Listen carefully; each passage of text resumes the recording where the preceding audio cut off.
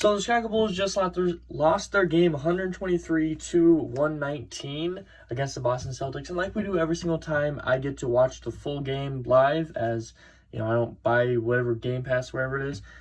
We're going to be going through like instant reactions to the game and my thoughts on everything that kind of went on. First things first, it sucks that you see a loss, but you stay in the game with a team that's very, very good. If you see me glance over here, it's because I have the stats up. Boston Celtics enter this game at 4-3, move on to 5-3. Bulls stayed in this game very well. They beat the Boston Celtics earlier on in the year. So, honestly, keeping up with a team that's at this level that a lot of people still think is contenders is a very good sign, especially for a Bulls team that, you're still missing Lonzo Ball, and Zach LaVine's still a little bit sore from his surgery. Seems like he's not at full explosiveness.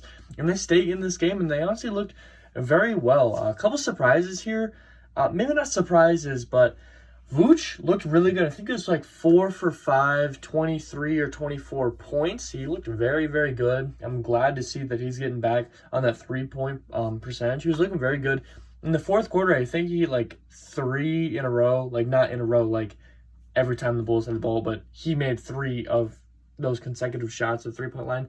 Very happy to see that. Very exciting because last year, I felt like you'd see him pass out to the corner of Vooch. That shot would go up, and it was like, that's probably going to be a miss. But he was putting them in, so that was really good to see. Vooch, 24 points with 12 rebounds. Another double-double. I think that's got to be like his 5th of the year, maybe more. Probably more than that. They played 10 games, 5-5 at the moment. 500%, still in the playoffs, technically speaking. And honestly, at 500% or a 41-41 record at the end of the year, you're probably going to make it into the playoffs. Now, you want to see the Bulls be higher than that, and I expect them to be higher than that, but the fact that they're at this right now with a really difficult start to the year, I want to say 12 of the first 20 games are against last year's playoff teams, and they're 5-5. That's honestly a good sign, especially once this team starts getting rolling, because they changed up their offensive scheme. They also changed up their defense scheme a little bit, but not as aggressively. The offense almost completely changed. It's more of a read and react offense.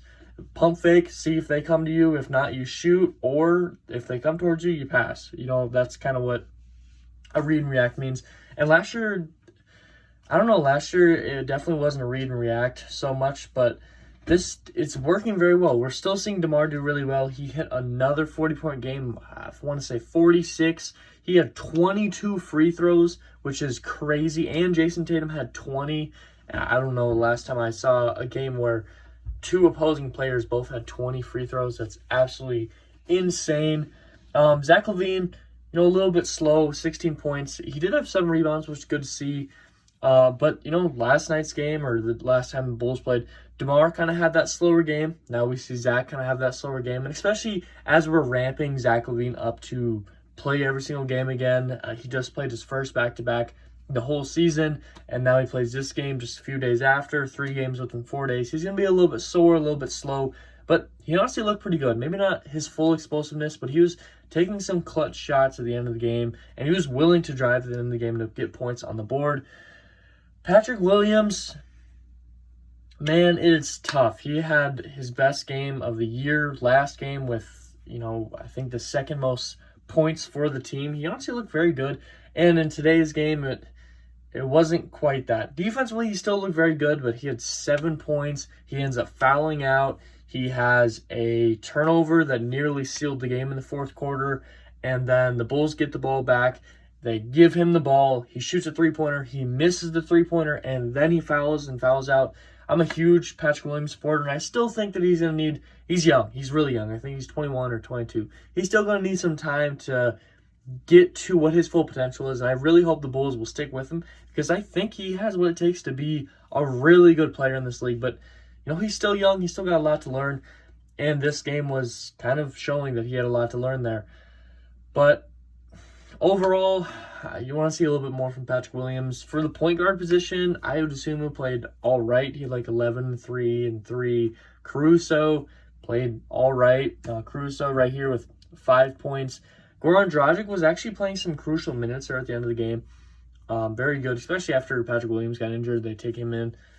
But overall, the the Bulls were willing to battle, and that was kind of the thing that I was most worried about, especially when you enter the fourth quarter down 14. I thought maybe the Bulls were just going to kind of give up on it.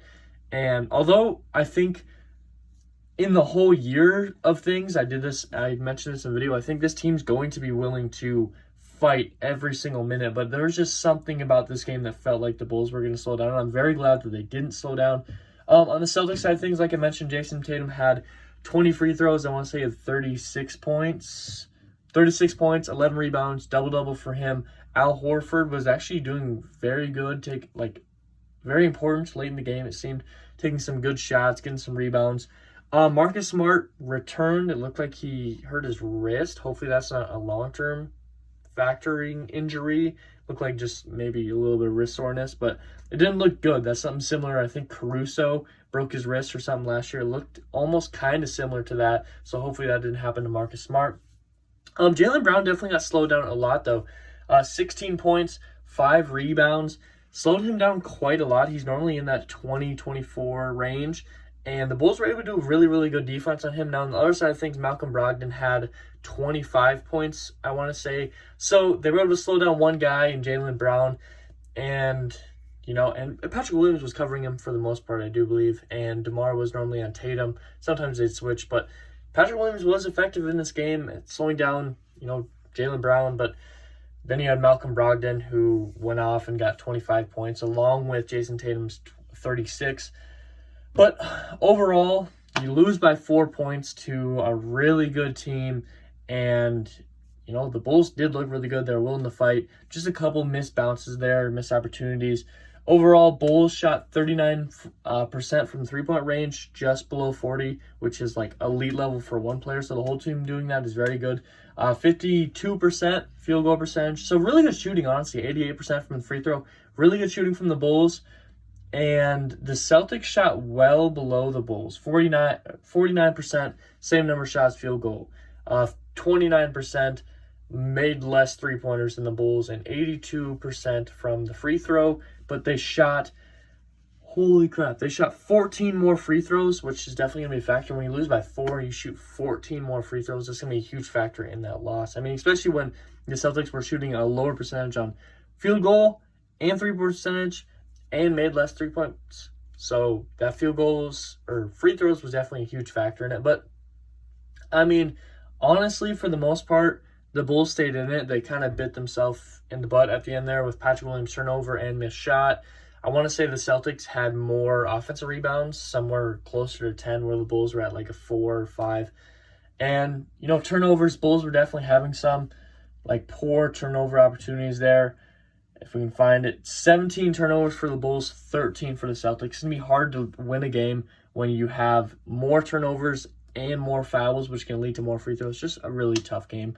But I'm happy that it was a close game and the Bulls are willing to fight. I am sad that they lost, but I think that's going to be a good kind of thing to build on and continue on, because they can win games like this. We saw them win the game earlier in the year, and I think just a couple more bounces the right direction, and the Bulls can win this game. I mean, 2 more shots, and the Bulls win this. Now, it didn't happen, so be it as it is, but this Bulls team really has something. And even at 5-5, the team is playing a little bit below what most people's expectations probably were, but right about where mine was, especially for an early, tough schedule.